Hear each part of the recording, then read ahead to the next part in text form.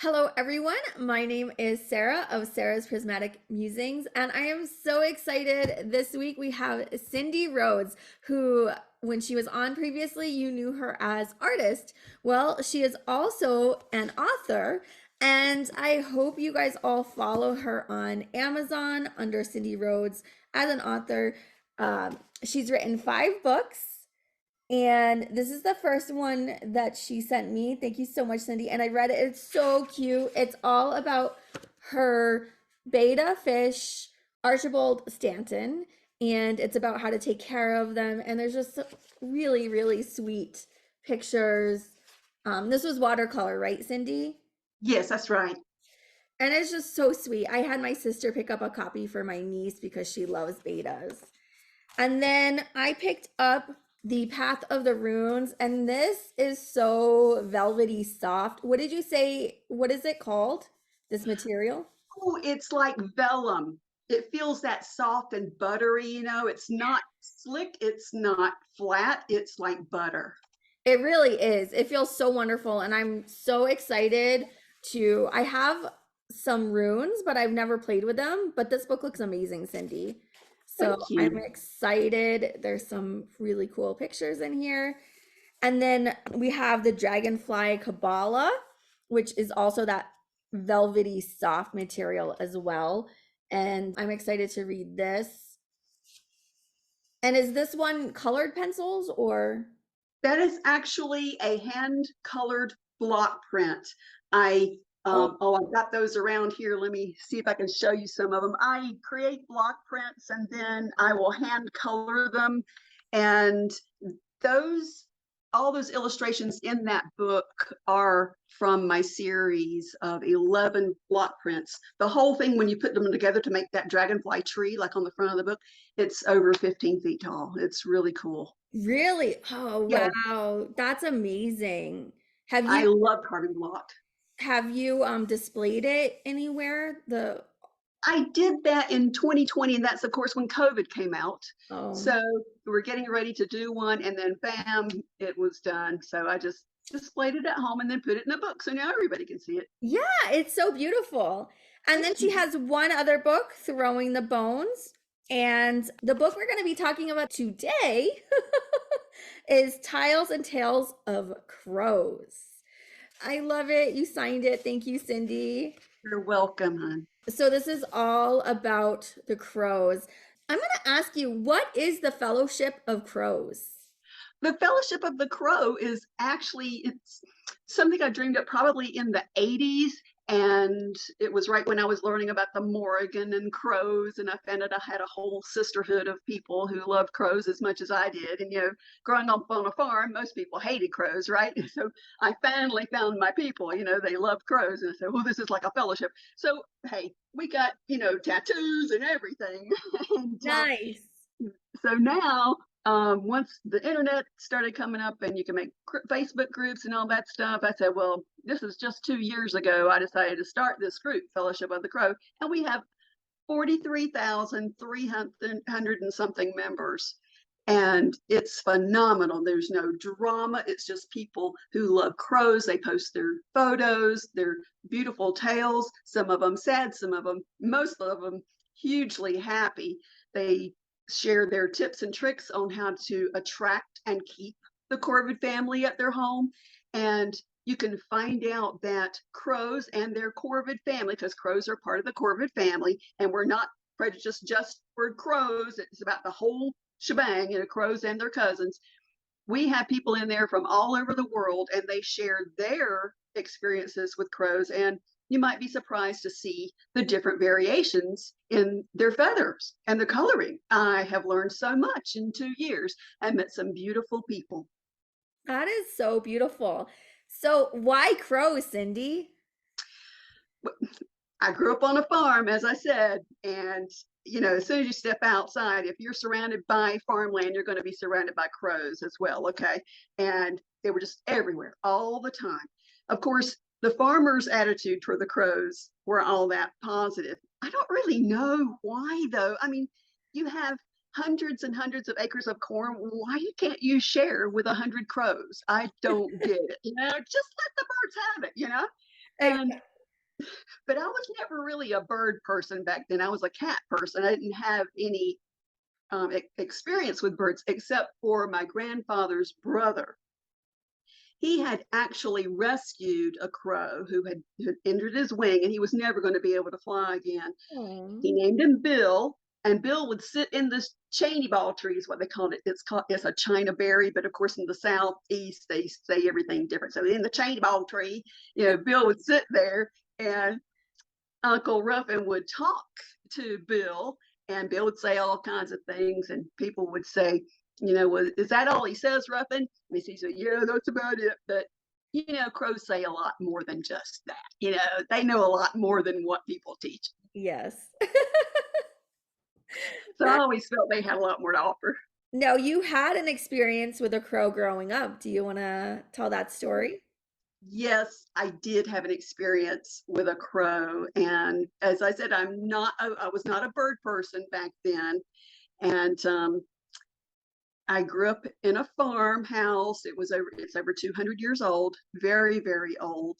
And so there are holes that naturally occur in wood houses, right? Well, there was a little hole, apparently a big hole, and a bird would come in once in a while, 3 times, in fact. The first 2 times they were just sparrows, and they were just teeny tiny little things. And I just said, hey, Mom, there's a bird in my room, and she would come get them.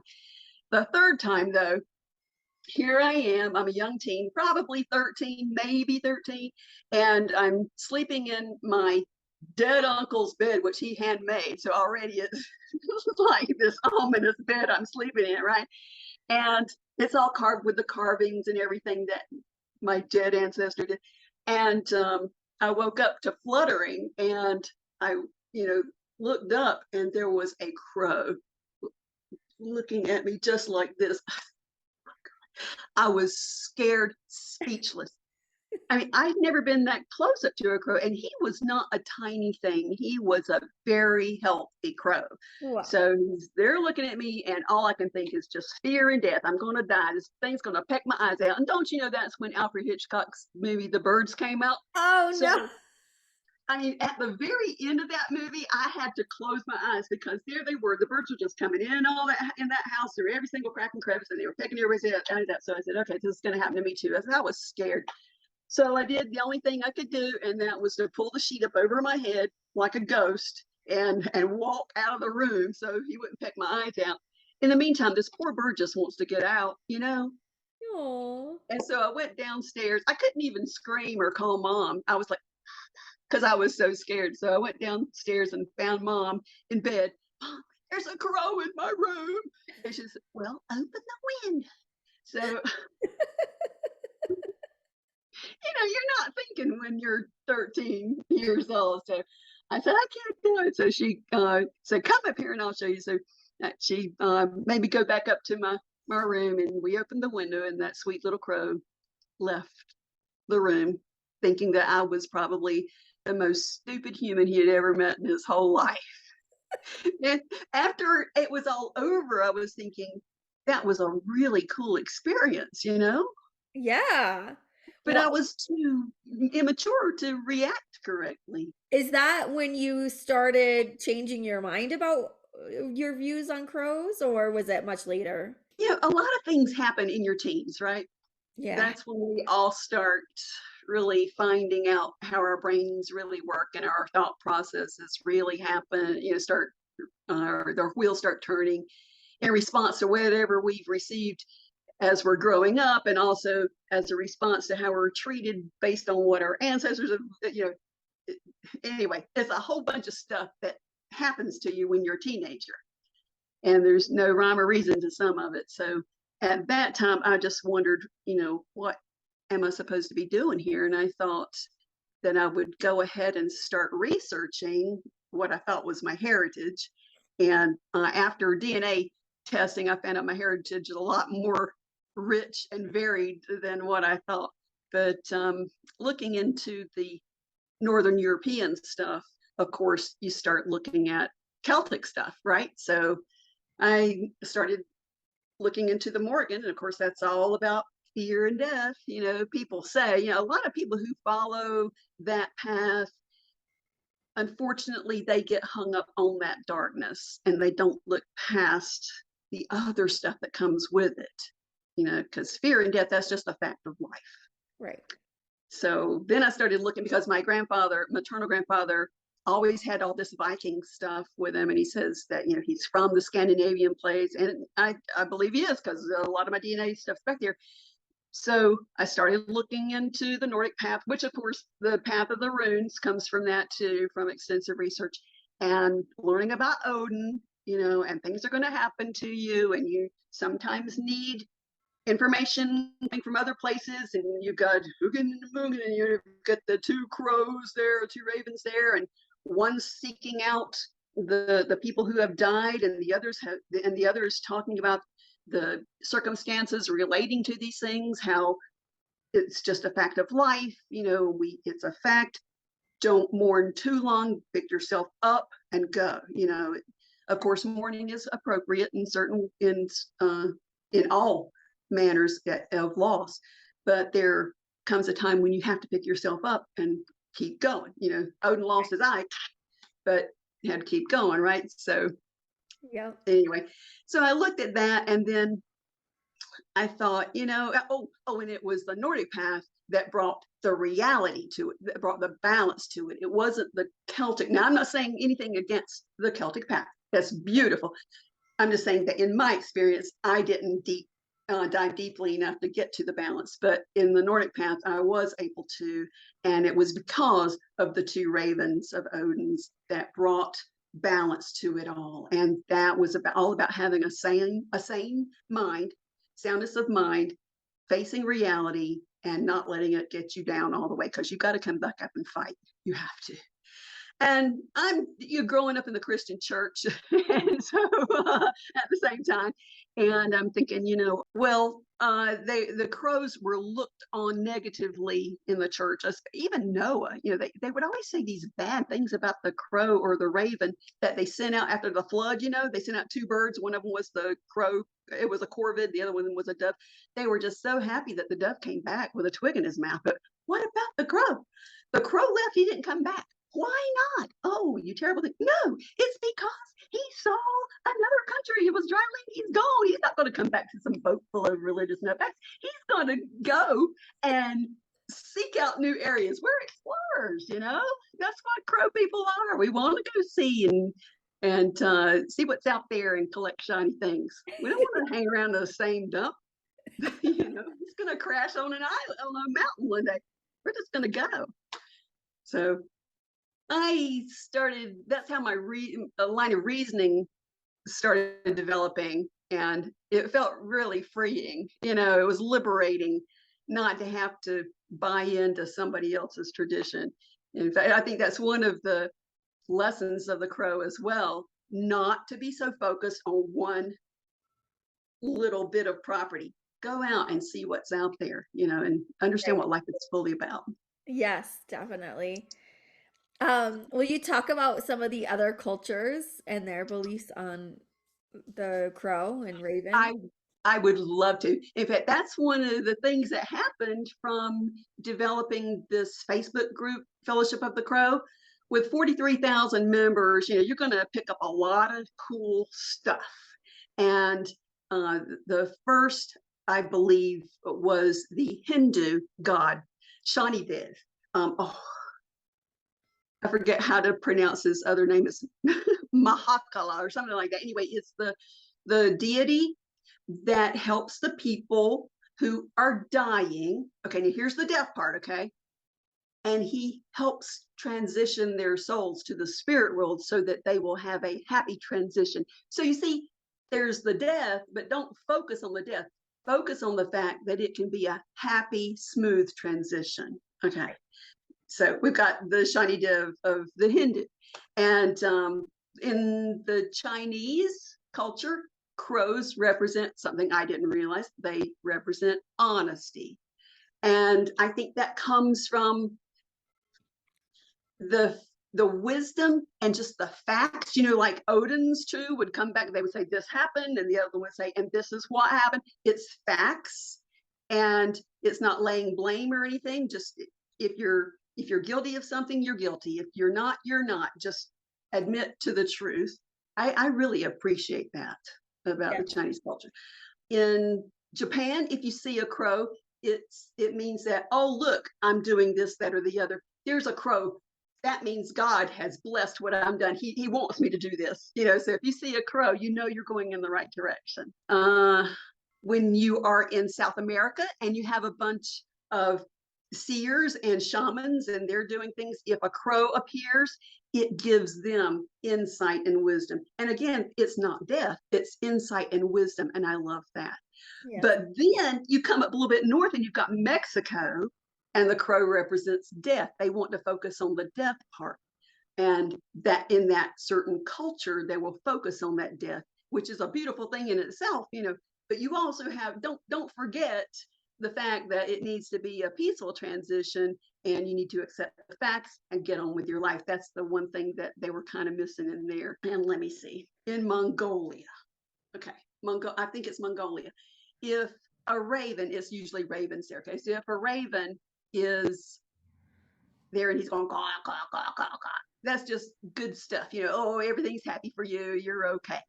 Now, if he's going, caw, caw, caw, caw, caw, and he's flapping his wings, that means watch out because somebody bad's coming. Okay. And if he's croaking and he's pecking his feathers, it's like nervousness. That means that death is imminent for somebody in your family. So I think it's really interesting that all the cultures include the concept of our humanity, our death, we're not going to live forever. And they include the admonition to be wise and be smart. And I think that from all these different cultural applications to the crow, I come up with a sort of list of things of how crows behave. And I say that in the Fellowship of the Crow, if we would just all behave like crows, everything would be just great. Would you like to hear my list of things? Yes, I would love Okay. to. Okay. So corvids are smart, okay, and they're symbols of wisdom. Okay. And we have to be sound in mind. Okay. So first of all, be alert and street smart. There are no stupid crows that survive, right? A crow has to be street smart, or they're not going to survive. Yeah. Number two, do not tolerate aberrant social behavior or abuse. You don't have to be a whipping girl, you don't have to take somebody else's abuse, and you don't have to approve or empower somebody else's mental illness. That's their own responsibility. It's not yours. And especially if they're aggressive and destructive. Okay. Number three, seek out honest livings for ourselves. You can't be a crow and be lazy. If you're just sitting around watching TV and you're a crow, that's too bad, because nobody's going to bring you, corn or whatever. You need to go out there and get it for yourself. How can you have life experience? How can you have a full life experience if you don't go out there and test yourself? Right. You got to do it. Number four, all right. Work on our life skills and experiment with tools, because that's what crows do. Yep. It's amazing to see some of the videos that with the crows, and they use tools and they can do all sorts of things to solve all kinds of intricate problems. And that's what we need to do as well. We need to seek out new things to do, try out new art projects or new programs or new courses, whatever, because we need to test ourselves so we can grow. And the last thing is one of the most important, especially as an artist and as artistic people like you, collect shiny things. Yay! That make you happy. Yeah, because it's all about creating your world that pleases you, because if you're not happy, you can't please everybody else. You got to make sure your nest is very, very comforting and pleasing to you, and then you'll be able to share that joy with other people. Absolutely. That is so beautiful. I love that. Thank you. It's just what I learned from Fellowship of the Crow. Is there anything else, any other interesting tidbits you've learned from the Fellowship of the Crow? Actually, the people are just with all these cultures, all together, and we have the one focus, which is our love of corvids. It's amazing to see how many cultures can come together and work and live in harmony. That's a beautiful thing. Yes. Uh, Before I started it, I did write a little song, and I'm not going to sing for you today, but I'd love to give you my poem, read my poem of the Fellowship of the Crow if you'd like to hear it. Yes, definitely. That would be awesome. Okay, I have it printed right here. It's called The Fellowship of the Crow. As I sailed on a summer's day, a crow my eyes did spy. He lit upon my ship's bow and began to wink his eye. He flapped his wings and stuck his neck out for all the world to see. A darker, smarter, brighter bird on this earth there ne'er will be. He called out on the mighty wind a song for his friends to hear, and in a flash his sacred friends did on my ship appear. They laughed and cackled like my granny, wise well beyond their years. And when they told me all they knew, my body was racked with tears. They told me ancient secrets of the spirits, and now I know I shall forever join them, the Fellowship of the Crow. So Yay. I hope everybody will uh, consider, if you consider crows a negative uh, bird, then I want you to reconsider and consider their beauty and appreciate them and come to the Fellowship of the Crow. It's a private group, so you either have to be invited or you have to seek it out. Awesome.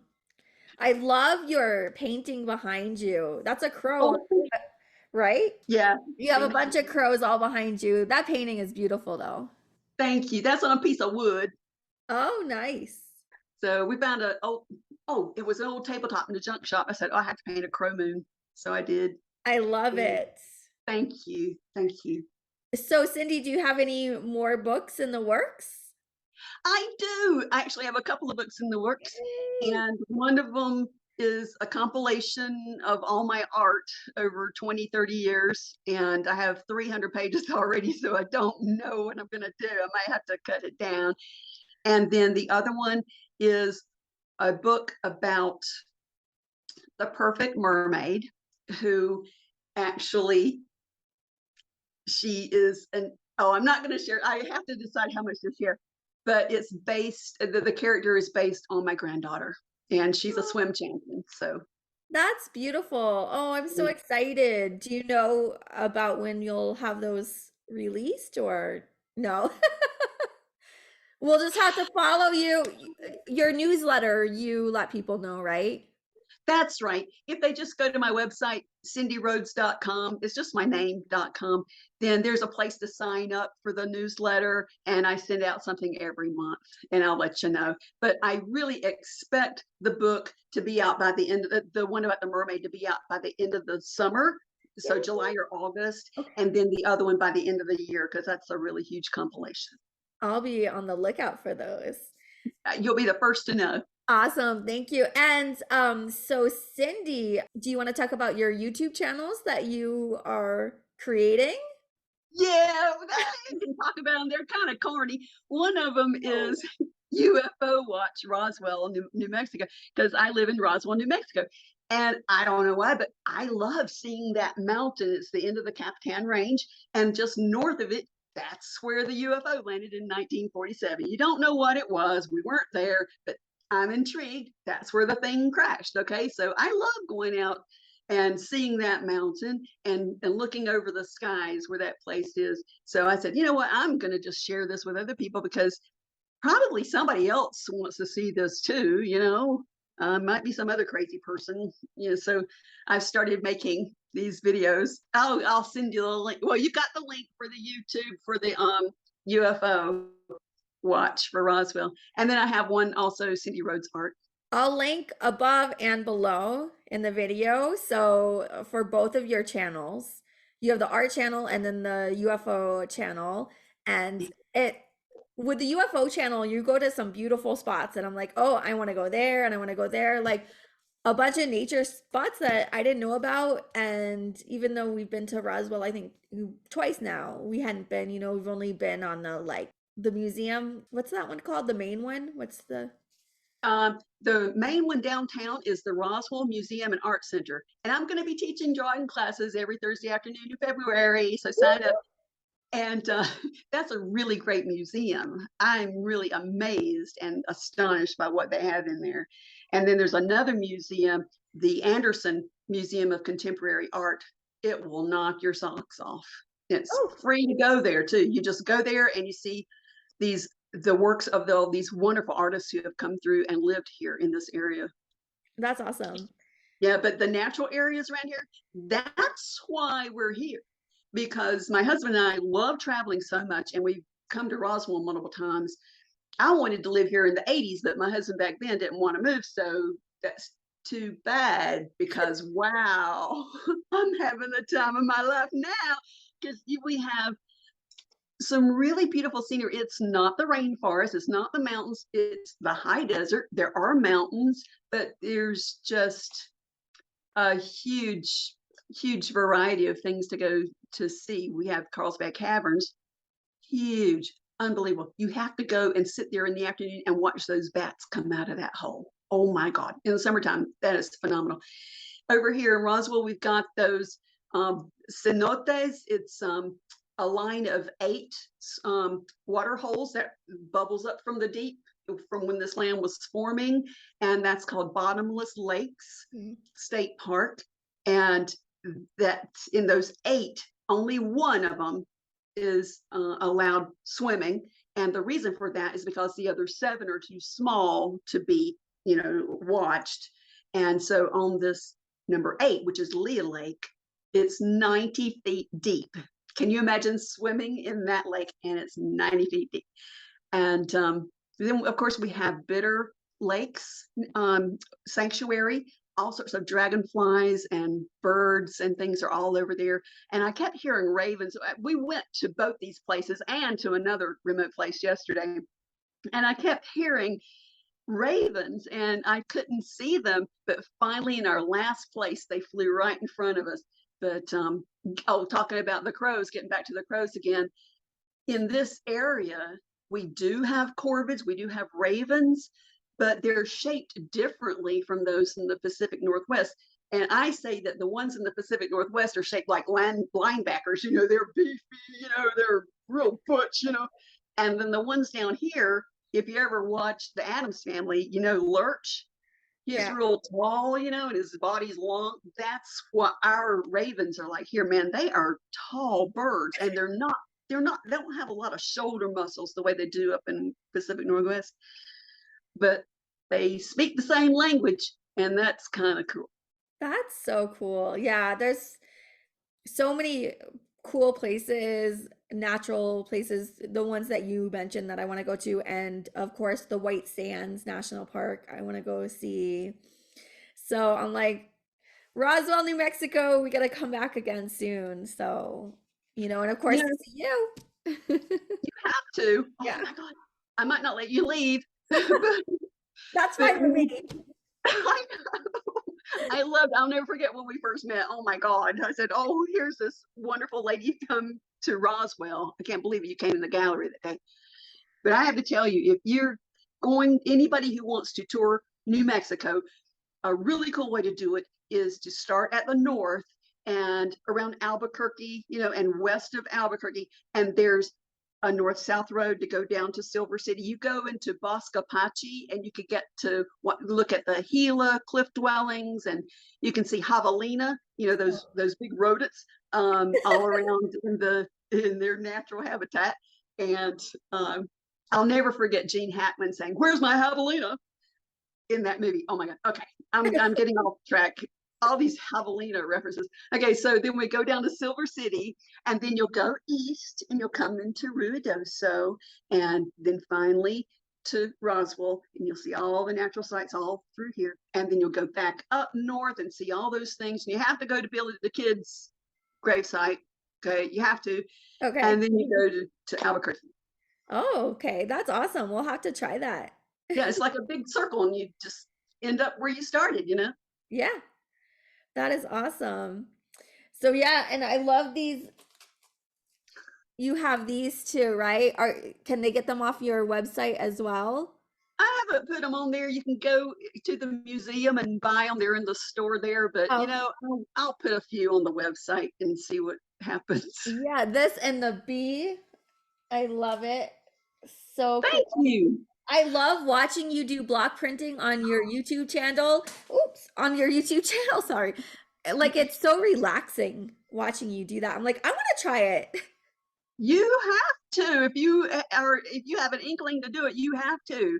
Oh my gosh. I learned how to do it 3 years ago, and that's my addiction.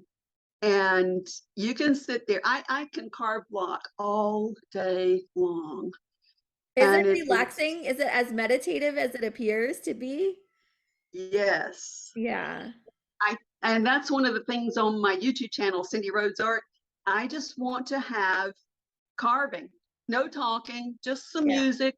Yeah, I might talk a little bit to talk about what I'm doing in the process or whatever, but mostly I just want to show people what carving is really like, because I searched a lot of YouTube channels, searched YouTube for videos about block printing, but I can't find anything that I could not find anything that satisfied me, Well, because now you're I making wanted, it. yeah, nobody shows themselves carving. I don't get it. I And you're love going to find it on my channel. Yes, you will. And I'll link that video up above too because it was so satisfying to watch you like carve out the block and then to make the prints. And it's so fun. I'm like, wow, that's very meditative. I could just sit here and just relax watching. Good. Almost like ASMR, Yeah, yeah. But I don't Yeah. find that really relaxing though. I think that's a little, I don't know. That kind of weirds me out. But watching you carve, It depends on what you watch. huh?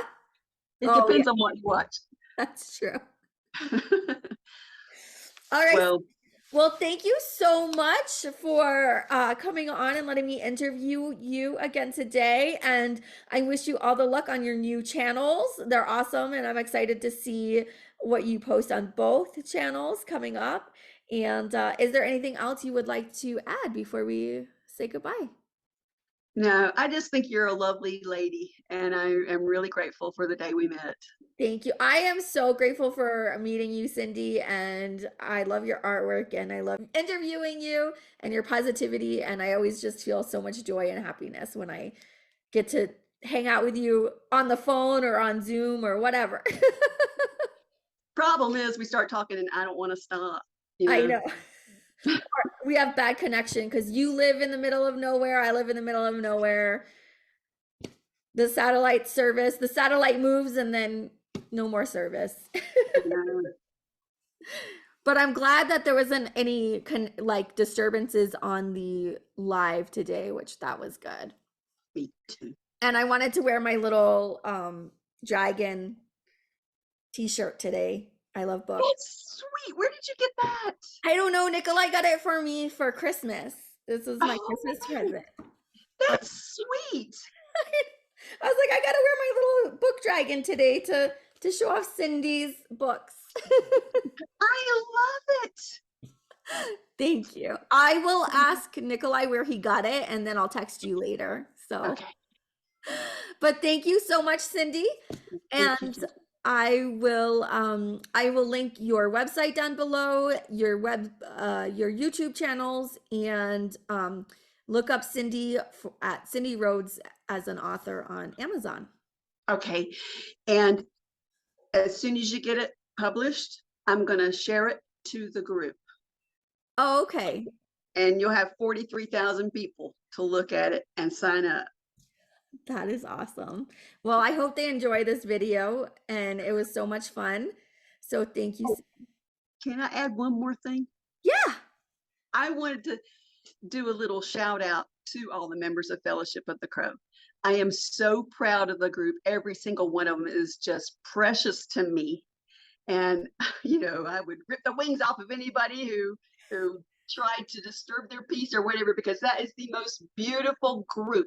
And the most amazing artists are in this group. Crows really inspire creativity. So I just want to say how proud I am of these people and of their hearts. And if they're watching today, I just want them to know I love them very much and I appreciate them. Oh, I'm sure they appreciate you and are so thankful that you created this amazing group, the Fellowship of the Crow. And thank you, Cindy, so much. Thank you. Thank you too.